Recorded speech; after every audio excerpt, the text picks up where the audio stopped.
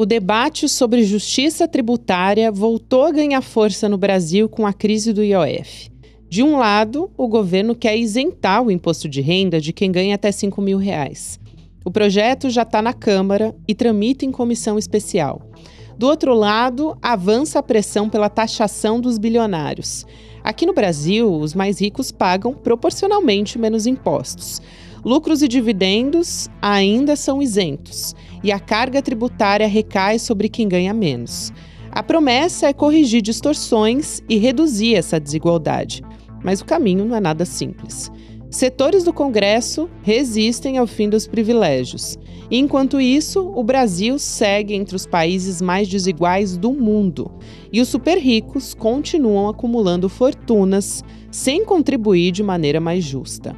Quinta-feira, 3 de julho de 2025.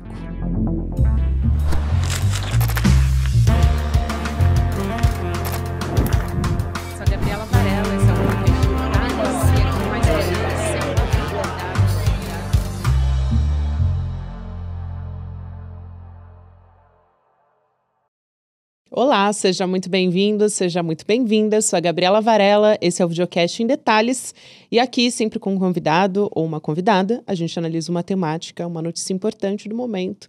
A notícia da semana, aliás, desde a semana passada, não tem sido outra. Hoje eu convidei a Débora Maganha para a gente falar. A Débora, que é economista, apresentadora aqui do ICL, também historiadora. Ela faz tudo. Débora, bem-vinda mais uma vez. Adoro te receber. Eu adoro vir aqui. Obrigada, Gabi. Bom dia a todas e todos que estão nos assistindo. Vamos lá tentar entender por partes, eu acho. Vamos entender o que estava em jogo? O que foi derrubado exatamente? E por que agradou a Faria Lima essa derrubada e o Hugo Motta virou o que eles estão chamando, o João Dória pelo menos chamou de herói. Vamos entender essa primeira parte para a gente partir no que está defendendo o governo, o que está defendendo o Centrão e essa guerra de versões que foi colocada. O que agradou a Faria Lima, na verdade, nem foi tanto a derrubada do IOF, porque iria prejudicar a Faria Lima o aumento do IOF. Porque o que dizia respeito à Faria Lima de fato tinha sido revogado em 6 horas. Então, quando sai a notícia do IOF, porque ela vaza, antes inclusive do anúncio do ministro da Fazenda, Fernando Haddad, o mercado já começou a reagir na expectativa mal a esse IOF. Então, foi uma reação ruim antes mesmo do detalhamento ter sido feito.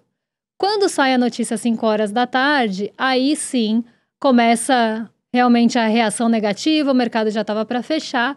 Inclusive, no dia seguinte, abre em queda por isso.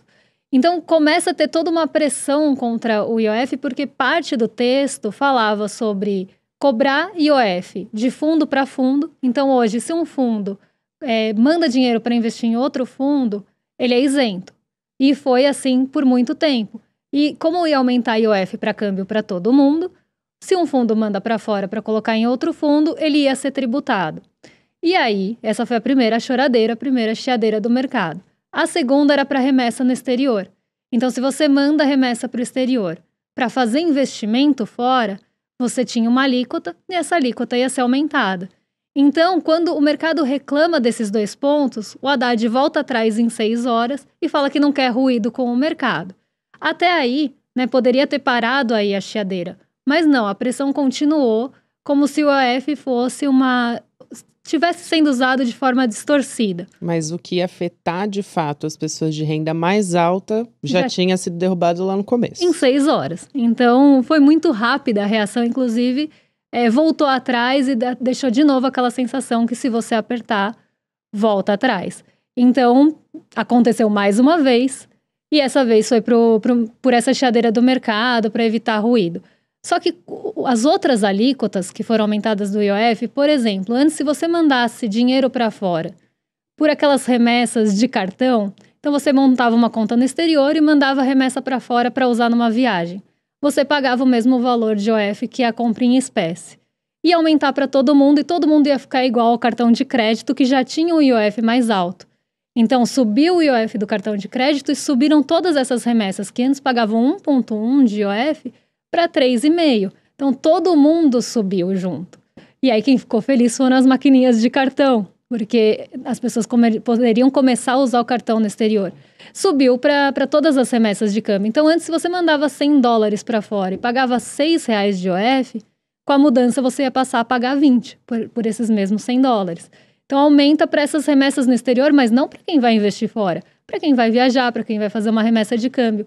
E na parte PJ, na parte das empresas, para as empresas do Simples, por exemplo, teve um aumento da alíquota. Então, você começa a ver, né, que o custo de crédito aqui no Brasil já está caro por conta da Selic. E tem toda essa discussão, porque o IOF ele foi pensado lá atrás, quando ele foi instituído, para ser um mecanismo de regulação. Então, está saindo muito dinheiro do Brasil, você aumenta o IOF para tentar inibir. A galera está tomando muito crédito, você aumenta o IOF para inibir. Está precisando estimular por crédito, você abaixa o IOF para tentar estimular o crédito. Então, o pensamento inicial do IOF foi esse. Foi aí que a Faria Lima bateu. Se ele é feito para regular, por que vocês estão usando para arrecadar? Mas eu acho que o ponto não é nem esse. Porque é uma medida ruim, de uma certa forma. Porque ele iria arrecadar, mas por mais que vai pegar nas empresas maiores também, porque sobe o custo de crédito, né? Então, sobe o IOF, vai pegar uma parte maior das empresas. Só que quem pesa mais? Você subir 0,01 do IOF, vai pesar mais para uma empresa do Simples ou para uma grande empresa? Esse aumento do 6 para 20 no IOF do câmbio vai pegar mais na pessoa muito rica que manda dinheiro para fora para vários motivos ou numa classe média que manda dinheiro para fora? Então, o que eu sinto do IOF é que ele começou a pesar um pouco mais para as classes médias e para as pequenas empresas.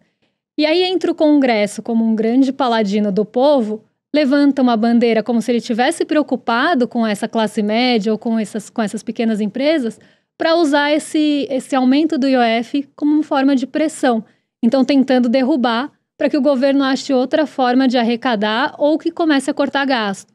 E aí tem até uma fala bem emblemática de um gestor de fundo, foi uma matéria que saiu recentemente, que ele coloca que o aumento do IOF para financiar programas sociais, do jeito que ele coloca na matéria, é como se uma coisa fosse para outra diretamente, que também não é verdade. Mas o aumento do IOF para distribuir renda, para transferência de renda, aumentaria o risco do país e o risco do PT, que ele chama de risco PT, inclusive. Então, começa a se falar, né, que esse aumento de carga tributária seria para financiar e que isso aumenta o risco do país, que isso é uma forma injusta de compensação e que as medidas teriam que começar pelos cortes de gasto e que agora eles só esperam isso para 2027, inclusive citam Tarcísio na matéria. É um show de horrores, mas a gente começa a ver por que é que desagrada. Não é o IOF em si cair sobre a classe média ou sobre a pequena empresa. É porque, justamente, eles queriam que os cortes de gastos fossem feitos nos benefícios sociais, na saúde e na educação, e não de forma arrecadatória. E muito menos ali de forma arrecadatória que pegasse neles. Então, disso eles já se blindaram logo no começo. Mas o que eu vejo do que desagradou mesmo foi esse aumento de arrecadação e não o corte de gastos. Lembrando que ainda essa discussão, esse julgamento, está no Supremo Tribunal Federal. Então, o STF pode derrubar a derrubada. Ainda não está totalmente definido esse cenário. Mas isso colocado, aí a gente vai para a próxima etapa. Então, a Fazenda vai ter que decidir onde vai fazer esses cortes de gastos. E aí, o que se fala automaticamente é o Centrão, o Congresso, quer corte em saúde e educação, principalmente, né? O que eu vejo é que, como a gente tem um arcabouço fiscal e o Haddad criou o arcabouço fiscal e ele precisa ser cumprido agora, né? Então eu não estou nem discutindo se ele é bom ou ruim, porque isso daria um outro programa. Mas é mais apertado. Pro ano que vem, pior ainda. Exatamente. Ele precisa entregar esse déficit zero ou superávit, porque no Brasil se joga, e no Brasil e de uma forma geral, se joga um peso muito grande no fiscal, como se ele fosse um balizador ali, um termômetro de que tudo vai dar certo. Se você ajustar o fiscal, se você fizer todas as reformas que são pedidas, é como se viesse uma entidade e falasse, agora sim, né, que até na economia a gente brinca que é a fada da confiança, agora sim a fada da confiança chegou, essa mágica aconteceu e tudo vai andar. A gente já fez várias reformas, já teve bastante austeridade fiscal e essa fada nunca visitou, né? Porque se você faz austeridade fiscal, você também tira um poder de compra das pessoas, você também acaba achatando os salários e o poder de compra da população, e a população não vai demandar, ela não vai conseguir comprar. Então, se você olha para frente e não vê demanda, pode vir a fada que for. Não vai ter investimento, porque as pessoas vão pensar, né? Quem tem o poder de decisão vai pensar, bom, se minha previsão de demanda é ruim, por que é que eu vou investir, aumentar a capacidade produtiva, contratar gente? E isso acaba trazendo até um ciclo pior. Mas até pensando, né, por que é que se cobra tanto esse fiscal, né? Por que se olha tanto para essa austeridade, que tem que ter ali essa rigidez toda? E primeiro que eu acho que é um peso desproporcional que é dado para isso, mas mais que isso, esse corte sempre é cobrado da parte mais vulnerável. E a partir do momento que a gente tem um arcabouço que limita, a gente tem as pastas ali meio que brigando por aquele recurso. E aí sempre a corda vai romper para as pastas que acabam tendo menos poder também para brigar. E isso acontecia no teto de gastos do Temer também, e era um grande problema. Virava uma guerra orçamentária. Então todo mundo querendo garantir o seu pedaço, e aí as pastas mais fracas acabavam perdendo recurso, e normalmente quais eram? Saúde, educação e a parte social. Então nessa briga pelo recurso, a gente vê que existe essa fraqueza, né, da pasta, do poder da pasta em brigar por aquilo. E a gente sabe que sempre vai acontecer esses cortes desses lados. Até porque, para quem prega austeridade, para quem prega esses ajustes, né, um Estado mínimo, essa coisa do neoliberalismo, também se beneficia disso. Porque a partir do momento que você sucateia a saúde, você sucateia a educação, tem um agente privado ali tomando espaço, massificando aquela prestação de serviço, prestando um serviço, às vezes, sem qualidade, de forma totalmente massificada, mas ele está ali tomando esse espaço também como iniciativa privada. Então, é um jogo de interesses. Por isso fica tão complicado. E a chance de acontecer, se tiver pressão por corte de gastos em pastas como essas, é muito grande. É importante você estar falando de arcabouço fiscal só para as pessoas entenderem, né? Para esse ano, a gente precisaria de receitas e despesas iguais a zero. Para o ano que vem, a gente precisaria de superávit. E aí a gente está falando de um superávit que gira em torno ali de 0,25% do PIB. Então é um cenário, parece um número pequeno, né? Mas quando a gente olha na casa dos bilhões, é muita coisa quando é colocado esse cálculo. Então não tem espaço, né?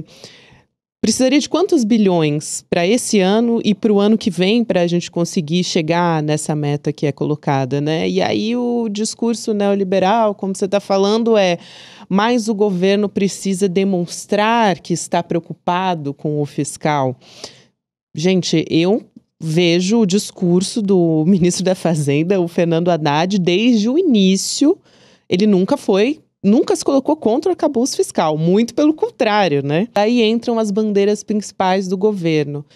Como é que a gente consegue ter um cenário em que isso seja possível, Débora? Já que a gente está falando de uma derrubada que não acontecia desde 92, de um decreto presidencial, e a gente está falando também de um setor que não tem interesse nenhum em que seja aprovado, por exemplo, a isenção, né, do imposto de renda para quem ganha R$5.000. Então, como é que a gente chega nessa... Como é que a gente aprova? Essa acho que é a pergunta de $1 milhão, né? A gente precisaria de um Congresso realmente preocupado com o povo, né? Porque hoje eu não vejo um Congresso preocupado com o povo. Eu vejo um Congresso preocupado com os próprios interesses e com os interesses das pessoas que eles estão ali representando. Então, a gente tem uma série de bancadas que são representadas no Congresso, mas elas estão ali para defender o interesse de quem? Quem que colocou elas lá, de certa forma? Então, você tem bancada de boi, bancada de bala, bancada de Bíblia, bancada de Beth hoje em dia. Elas estão ali para defender esses interesses. E se surgir alguma temática, algum assunto que vai contra esses interesses, provavelmente eles não vão defender. Então, por exemplo, a escala 6x1, que acaba também entrando em conflito com interesses de empresários, interesses ali de quem tem poder produtivo, poder econômico e político no Brasil. Será que isso tem alguma chance de passar? Quanta pressão popular a gente precisa fazer para mostrar que essa bandeira é importante para a população brasileira? E aí eu vejo que a gente está nessa sinuca, assim, na mão de um Congresso que não está interessado em defender nada que seja de interesse do povo e até para pressionar o contrário, para enfraquecer o governo, porque a partir do momento que eles já mostram que conseguiram derrubar o IOF, isso enfraquece, inclusive, o poder de passar a isenção do IR. Por mais que, né, saiu a pesquisa agora mostrando que os parlamentares são a favor da isenção do IR, não só fala da isenção do IR, não fala da contrapartida. O grande problema, e acho que aquele áudio do Ciro Nogueira deixa isso muito explícito, não é a isenção do IR, é como o governo quer compensar, tributando, por exemplo, rendas acima de 50 mil, incluindo os lucros e dividendos, coisa que faz 30 anos que no Brasil existe isenção e nós somos um dos pouquíssimos países que essa isenção existe. E aí você vê que é para manutenção desse privilégio, para manutenção desse benefício. Ninguém quer abrir mão. E aí até tem uma coisa que eu sempre falo, meio que brincando, mas que no fundo é verdade, que o fiscalismo aqui do Brasil ele é muito seletivo. Porque por mais que todo mundo quer cobrar o ajuste fiscal, todo mundo fica ali na cola, todo mundo está botando pressão mesmo para que o ajuste aconteça, para que a meta seja cumprida, tem que arrecadar, tem que cortar, tem que entregar déficit zero, tem que entregar superávit, mas ninguém está disposto a contribuir com isso. Então, eu acho muito difícil, e aí a derrubada do IOF mostra isso, que quando você tem um interesse em jogo, se você enfraquece o governo, você começa a enfraquecer outros pontos também. Não passou o IOF, quem dirá vai passar agora, no meio dessa guerra, a isenção do imposto? Agora que eles viram que estão com o poder na mão, então vão tentar adiar para jogar para frente o quanto der. E isso vai deixando a governabilidade também difícil. E aí coloca o que eu falei, o governo numa situação ruim. Porque se não passa nenhuma forma de compensação arrecadatória, vai ter que fazer corte. E aí a gente já sabe, corte não vai ser nos super salários, não vai ser... Porque isso vai gerar maior chiadeira. Então não vai ser nas emendas, não vai ser nos super salários, não vai ser onde deveria ser, em alguma isenção que já não faz mais sentido, vai acabar no lombo da população mesmo. Eu vou entrar daí, eu acho que é o gancho perfeito para a gente entrar no que é o mercado financeiro, que no fim das contas está alinhadíssimo com o que é o Centrão, porque quando o Hugo Motta consegue essa derrubada, vai num jantar com dezenas de empresários, né, que tá ali... Eu tô falando de super ricos. Aí sim, a gente tá falando, né, de pessoas muito ricas e que estão sentindo que o Hugo Motta tá defendendo os seus interesses. Mas só para não deixar de dizer, né, que o Centrão, os parlamentares, eles querem continuar tendo acesso às emendas parlamentares, né, mas eles estão impondo, então, ao governo, é isso que você está explicando, a responsabilidade de não aumentar e ainda cortar gasto. Então, eles não querem, o farinha pouca, meu pirão primeiro, né? É por aí. Agora, o que defende o mercado financeiro? Eu acho que vale a pena a gente entrar em alguns pontos, e se você quiser acrescentar outros também, fica super à vontade. Mas, salário mínimo sem aumento real, que foi uma coisa que foi proposta no primeiro semestre desse ano pelo Armínio Fraga, né? Que levantou essa discussão e que o mercado abraçou. Aumento, aliás, né, corte em investimento, saúde e educação, a gente já falou, que acho que seria o ponto principal, mas tem também a possibilidade de uma nova reforma da Previdência, mas não da dos militares, né, isso não está em discussão, e reforma administrativa também. Então, acho que num contraponto do que está defendendo o governo, acho que a gente pode falar sobre esses pontos. E aí, quando a gente entra nesses pontos, tem uma série de problemas também. Se a gente pega a reforma administrativa, por exemplo, quando você pensa em reforma administrativa, né, o servidor público no Brasil, muitas vezes ele é mal visto.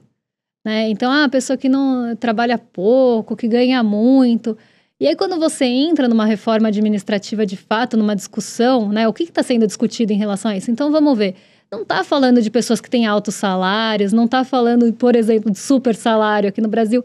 A reforma administrativa normalmente embarca ali engloba os servidores do executivo, que normalmente são servidores que estão na linha de frente ali, então que já não têm altos salários e que são pessoas que prestam serviços à população. Então é a pessoa que atende no postinho, é a pessoa que te atende se você vai em alguma repartição. Aí é muito fácil também você articular para que desmonte esses salários, né? Ou que mexa com esse tipo da população, porque também não tem poder político e econômico. É sempre assim. E se a gente pensar nas outras medidas defendidas, nessa questão do salário mínimo, voltou à tona e agora em todos os portais de economia, pelo menos uma vez por semana, aparece alguém falando sobre essa desvinculação dos benefícios e da previdência do aumento real do salário mínimo.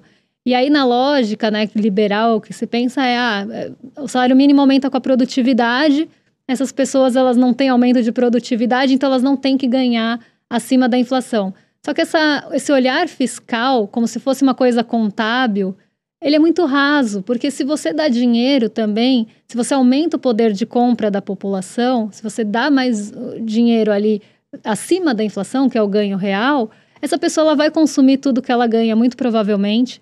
Isso vai, e é a mesma discussão que vale para os benefícios, isso vai gerar um multiplicador, isso vai estimular a economia, e depois, todo esse estímulo que acontece, então a pessoa vai gastar na feira, ela vai gastar no mercadinho, ela vai gastar no comércio local, isso vai estimular não só o comércio local, mas isso também volta como arrecadação, em certa forma, para o governo. Então, você pensar como uma coisa contábil só ali é muito rasa, e as pessoas esquecem que tem essa segunda parte.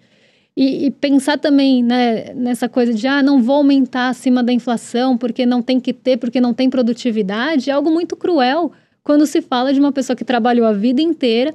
Eu nem ia entrar nisso, mas eu acho que precisa ser falado, claro, que é uma coisa também social. Você está aumentando a desigualdade do país quando você congela um salário mínimo. Eu acho que isso, até deixando o lado historiadora aparecer, vem de uma herança que a gente tem de uma sociedade escravocrata que desvaloriza muito a mão de obra aqui no Brasil. Então, quanto menos pagar, melhor, porque o lucro vai ser maior e esse lucro não vai ser tributado. Então, é uma espiral de benefícios e privilégios que são mantidos há séculos aqui no Brasil que continuam aí. Então, eu vejo que a Faria Lima está defendendo esses interesses porque é interessante para ela que seja dessa forma e porque também tem uma visão quase que distante da realidade do país. E aí, quando a gente vai para os portais, que todo dia tem alguma notícia dessa natureza, mais 70% deles também são de agentes financeiros. Então, fica uma coisa muito cômoda. E aí, as pessoas são bombardeadas com esse tipo de informação e elas reproduzem. Precisa entregar o fiscal. O que muda na vida dela entregar o fiscal? Provavelmente até prejudica, mas ela está lá defendendo. Precisa entregar o fiscal, precisa desvincular, porque gasta muito com previdência, tem que fazer a reforma da previdência. Quando vê, a pessoa está reproduzindo aquilo sem pensar, sem um pensamento crítico, e até defendendo interesses que estão longe de ser os delas ali. Então, é uma coisa muito complicada, porque está tudo muito bem articuladinho, muito bem ligado. Eu acho que essa sua última fala é fundamental, né? Porque as pessoas também reproduzem esse tipo de pensamento. A classe média, a gente estava falando sobre isso antes de começar o programa, muitas vezes ela acha que é ela que vai ser impactada, né? A gente está falando de super ricos, de pessoas que ganham muito dinheiro, e a classe média preocupada, será que vai me impactar? Não, a gente não está falando de 20 mil reais por mês. Gente, pode parecer muito dinheiro, né? Dependendo de quanto você ganha, mas isso não está nem perto do que a gente está falando da fortuna dessas pessoas, né? E quando a gente fala sobre um projeto importante, acho que para a gente fechar, a gente ainda tem uma margem, vamos dizer assim, de o governo tentar conquistar votos em 2026, que eu acho que é uma união de coisas que também passam por... A gente está vendo um cenário de desemprego melhor, enfim, são vários componentes. Mas um desses projetos é aumentar, né, essa faixa de isenção no pagamento de imposto de renda para quem ganha até 5 mil reais por mês. Tem chance de isso passar? E aí, para além disso, né, não resolve também. É só realmente uma questão de percepção da sociedade para talvez conseguir ter fôlego para 2026. Mas não resolve a situação de forma alguma, né? A gente não está nem começando a falar de justiça tributária no Brasil. Não está nem chegando perto disso, né? Está bem longe. Essa discussão, ela começa a acontecer. é um embrião da discussão, é um embrião da justiça tributária, porque o Brasil é muito desigual na forma de tributação. É isso, quem vive de lucros e dividendos, que os super ricos vivem de lucros e dividendos. E aqui a gente não está falando, porque por mais que tenha essa distorção, tem 1% mais rico do Brasil. Dentro desse 1%, tem 1% do 1%, que é 0,1% da população, que concentra metade da renda de todos esse 1% mais rico. Então, esse 1% pega metade da renda dos também outros 99% que estão nessa faixa do mais rico. E aí a pessoa que está ali, meio que na faixa, acha que muitas vezes é com ela a discussão, e não é. A gente está falando de quem realmente vive de lucros e dividendos, milionários, bilionários. Tem empresas, tem pessoas que a gente sabe que receberam mais de 100 milhões em dividendos em um ano e não pagaram R$1 sobre isso. E por que é que a gente que trabalha e recebe muito menos tem que pagar? Então, você tem uma desigualdade muito grande, uma desigualdade social muito grande e uma desigualdade tributária. E uma coisa alimenta a outra. A desigualdade tributária, ela também aumenta a desigualdade estrutural aqui do país. E não contribui com nada. E você tem todo esse privilégio blindado com pessoas que defendem esse privilégio achando que são dela, que está sendo falado dela, e não é. E eu acho que é um começo de uma discussão, mas está longe de ser uma taxação de super ricos de verdade, como a gente tem em outros países, que cobra muito mais imposto de lucros e dividendos, que tem uma tributação pesada, por exemplo, de patrimônio, coisa que aqui no Brasil não tem. A gente tem uma alíquota pequena e ainda cada estado decide o seu, dentro daquela máxima, então muitas vezes cobra menos. Então a gente não tem uma tributação de renda, de patrimônio e de dividendos, e assim, justa. E a gente tem, por exemplo, muitos impostos indiretos que recaem sobre consumo, que aumenta, que não que é super regressivo, que pesa mais para quem ganha menos. A gente tem um imposto de renda que está super defasado. Então, precisa ajustar isso para começar a discutir, mas está longe de ser a discussão ideal de taxação de super ricos. Mas já é um início de discussão e, mesmo assim, já estão barrando. Débora, muito bom te receber aqui. Obrigada pela paciência de explicar um pouco sobre tudo pra gente, Porque eu acho que essa discussão ainda vai perdurar bastante e acho que a gente ainda precisa entender qual é o caminho que o governo vai conseguir, Porque o Congresso não tem o menor interesse em promover a governabilidade, Então vamos ver como é que o governo vai conseguir seguir daqui para frente. A depender também da decisão do STF. Obrigada. Obrigada, eu que agradeço. Muito Agora a gente vai ficar com você no mercado de investimentos. Pois é, e provavelmente vamos falar desse assunto também. Recado final aqui para você que sonha em ter o seu negócio, ou você que já tem também. A gente vai ter o lançamento de uma ferramenta bem prática de estudo, de casos de grandes marcas, de caso pessoal também, do Eduardo Moreira, que traz uma visão crítica e bastante realista sobre como é empreender aqui no Brasil. Então a gente vai lançar um livro novo, o livro novo do Edu Moreira, que é o Guia Definitivo para empreender com sucesso. Para quem está só me ouvindo, é nessa quinta-feira, dia 3 de julho, hoje, para você que está me acompanhando ao vivo no YouTube, você pode vir com a gente nesse lançamento. Vai em icl.com.br/livroedu para você poder ativar o lembrete para receber quando estiver começando o alerta da live. Então, você vai descobrir esses métodos todos, como transformar ideia em negócio também, se você tem muitas ideias, mas nunca colocou em prática. Esse é o seu momento. Fica o convite aqui para você e essa oportunidade. Agora você fica com o Mercado Investimentos, com a Débora Maganha. E na sequência tem o Rolê ICL.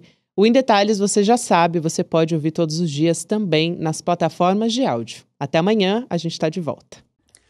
Fala, turma! Hoje à noite a gente tem um encontro muito especial. Às 8 horas da noite eu vou fazer um lançamento online do meu mais recente livro, O Guia Definitivo para Empreender com Sucesso.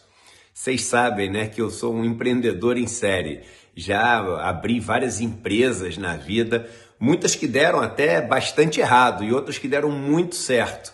E eu resolvi reunir tudo que eu aprendi, mas coisa de verdade, ciência, dados, coisas que vocês podem fazer e replicar nesse trabalho. O livro está maravilhoso e vai ajudar muita gente. Tem muitas novidades que eu vou anunciar referentes ao livro nesse lançamento e, além disso, hoje à noite vocês vão ter a possibilidade de adquirir o livro autografado por um preço mega especial e também eu vou ensinar para vocês algumas coisas que estão lá no último capítulo do livro, que são os conselhos de Eduardo Moreira.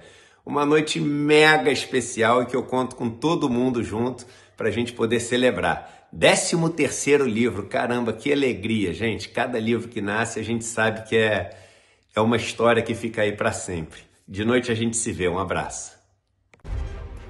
Olá, olá, olê, olê, olê, olá. Eu sou o Lindener Pareto, historiador, e tenho um convite especial para vocês para acompanharem o Provocação Histórica aqui nos canais do Instituto Conhecimento Liberta. Toda quarta-feira, às 7h, logo após o ICL Notícias segunda edição, convidados e convidadas que ajudam a gente a pensar o passado, a criticar o presente e a projetar alternativas de futuro para um Brasil diferente, para um mundo diferente. E se no cotidiano dificílimo do trabalho você perdeu o episódio inédito, não se preocupe, você pode assistir também toda quinta-feira a reprise, logo após o Rolê ICL, ao 12h30. Venha para o Provocação Histórica.